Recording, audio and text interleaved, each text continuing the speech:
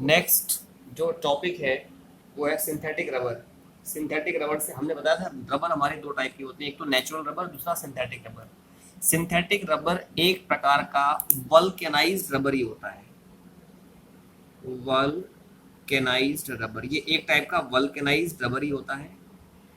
आप अगर इसको स्ट्रेच करें तो जितनी इसकी लेंथ होती है उसकी डबल लेंथ तक आप इसको स्ट्रेच कर सकते हैं, और अगर आप उसको छोड़ दें तो वो अपने इनिशियल पोजीशन को अटेन करने की टेंडेंसी रखता है। Such type of rubber is called as the synthetic rubber. Synthetic जैसा कि नाम इंडिकेट कर रहा है, इस प्रकार के रबर को हम लोग लेबोरेटरी में बना सकते हैं with the help of the different chemical reactions. इनमें पहला एग्जांपल है नियोप्रीन।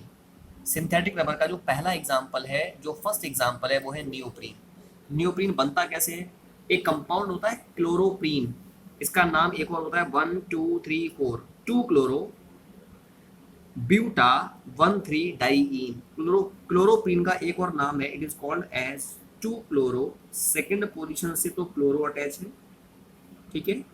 फिर ब्यूटा 1,3 डाइईन।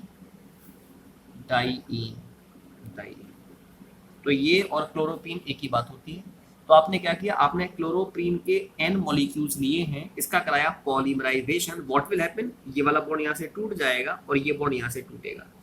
अगर ये बॉन्ड टूटेगा तो क्या मिलेगा आपको, यहाँ पर CH2 डबल बॉन्ड टूटा तो यहाँ बचा सिंगल बॉन्ड, इसकी एक वैलेंसी फ्री हो गई। यहाँ पर Cl है, इसकी भी वैलेंसी फ्री हो गई। यहाँ पर है single bond CH, double bond टूटा, एक वैलेंसी फ्री, तो यहाँ CH2, इसकी वैलेंसी यहाँ फ्री हो गई, इसकी वैलेंसी फ्री हो गई।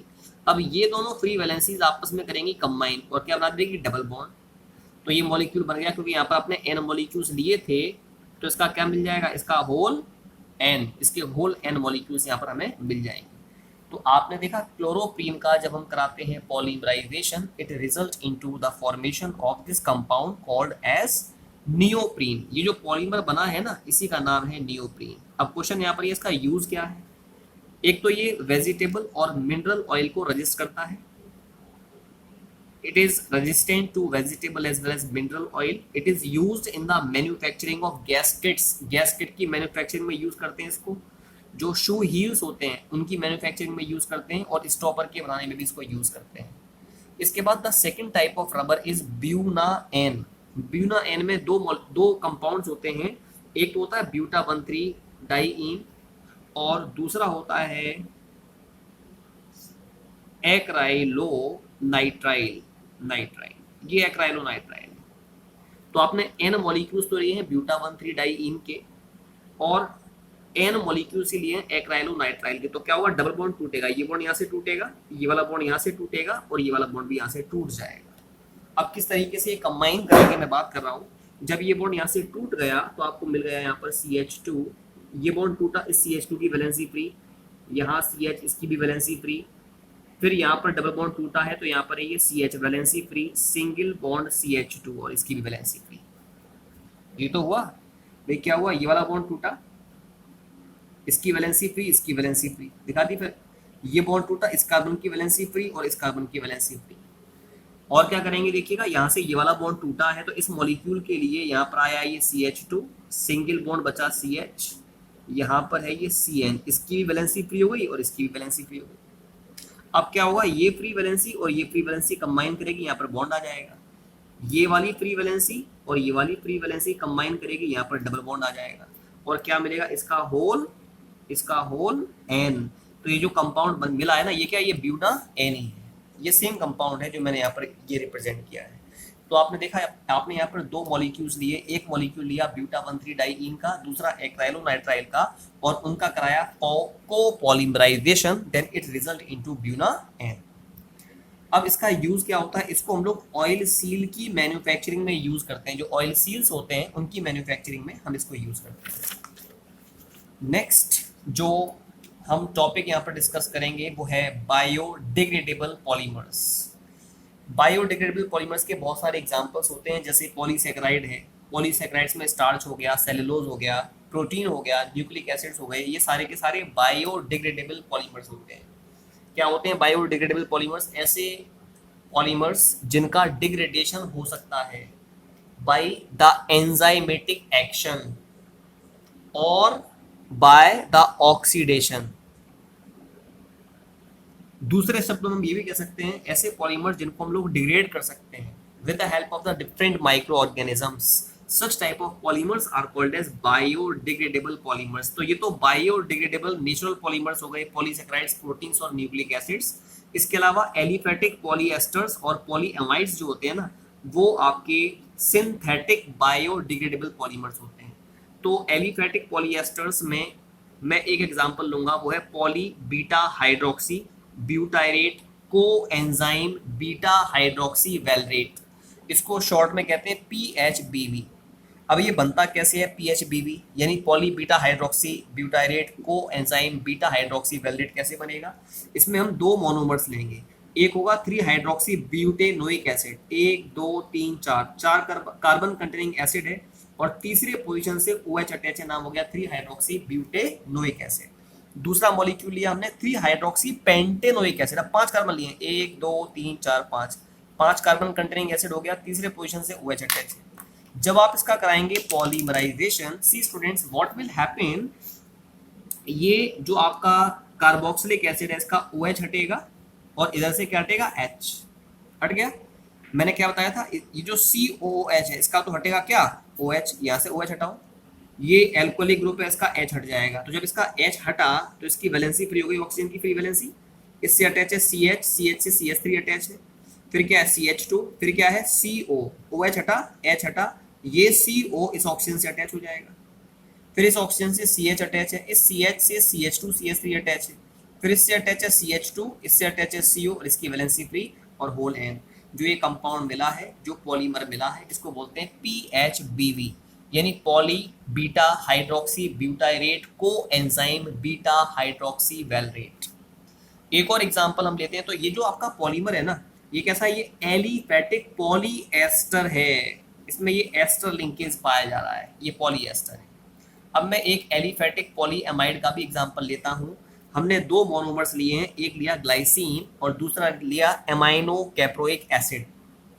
तो जब आप इनका कराएंगे polymerisation, see students what will happen here, इसका तो OH यहाँ से हट जाएगा, ठीक है, और इसका H हट जाएगा, H मीन्स वाटर यहाँ से निकल गया, ऐसे ही इसका OH यहाँ से हटा, इसके इस साइड में यहाँ से H हट गया। जब H हटा तो क्या बचा, NH, इसकी वैलेंसी फ्री हो गई, NH valency free, CH2 CO H2 यहाँ से भी हट गया, इस CO से NH यहाँ अटैच हो गया, इससे अटैच हो गया CH2 का होल 5, फिर अटैच हो गया CO वैलेंसी फ्री और होल N।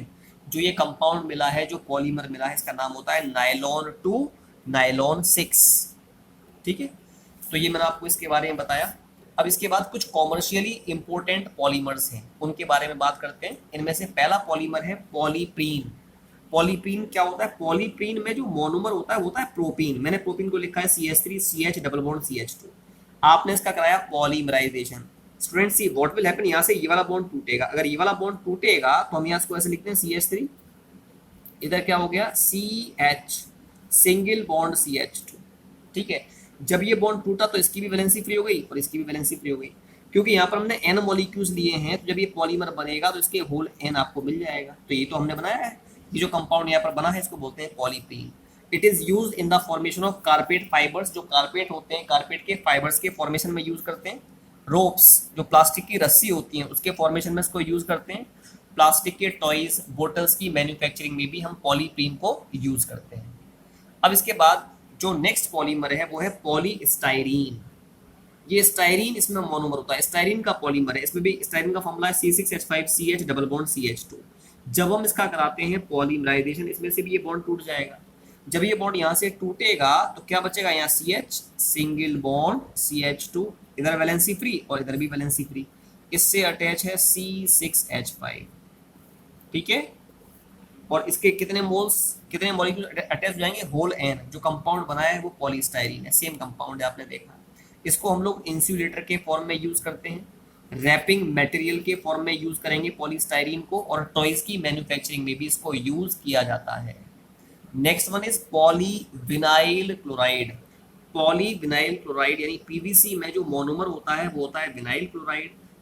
इस विनाइल क्लोराइड का जब हम कराएंगे polymerisation, then what will happen, ये बॉन्ड यहाँ से टूटेगा and you will get single bond CH2 single bond CH, इसकी वैलेंसी फ्री, इधर Cl और इसका क्या होल N हो रहा है।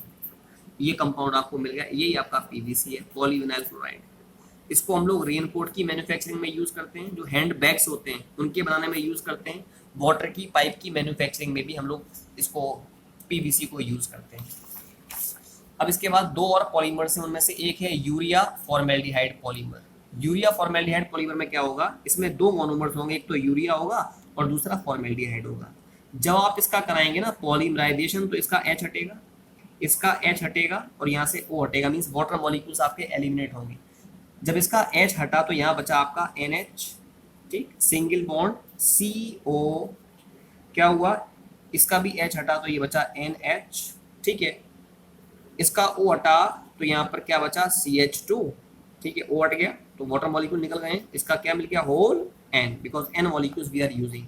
जो ये पॉलीमर मिला है इसी को बोलते हैं यूरिया फॉर्मेल्डिहाइड पॉलीमर। इसके बाद जो लास्ट पॉलीमर है हमारा वो है ग्लाइप्टल। ग्लाइप्टल कैसे बनता है इसके बारे में बात करूंगा मैं। इसमें हम दो मॉलिक्यूल्स लेते हैं, एक तो थैलिक एसिड है, दूसरा इथाइलिन ग्लाइकॉल है। जब आप इनका पॉलीमराइजेशन कराएंगे तो क्या होगा, देखो इसमें से ये OH हट जाएगा और इसमें से H हटेगा, ठीक है। ऐसे ही यहाँ से इसका क्या हटेगा, OH हटेगा, इसका क्या हटेगा, H, मतलब एल्कोहल का H और कार्बोक्सिलिक एसिड का OH हटता है। तो OH यहाँ से हटा जब, तो क्या मिला हमको, जरा देखते हैं एक बार। ये हमारी बेंजीन रिंग है, ठीक है, ये रहा CO, इसकी वैलेंसी फ्री हो गई, ठीक। यहाँ पर क्या है, ये CO, वाटर हटा, ये ऑक्सीजन, फिर यहाँ CH2, फिर यहाँ CH2, फिर यहाँ O और इसकी वैलेंसी फ्री और इसका होल N। जो ये पॉलीमर यहाँ पर मिला है ना, यही ये पॉलीमर है, इसको हम लोग क्या कह देते हैं, इट इज कॉल्ड एज ग्लाइप्टल, इसको ग्लाइप्टल कहते हैं। इसका यूज कहाँ पर होता है, पेंट की मैन्युफैक्चरिंग में इसको यूज करते हैं और लिक्योर की मैन्युफैक्चरिंग में इसको हम लोग यूज करते हैं।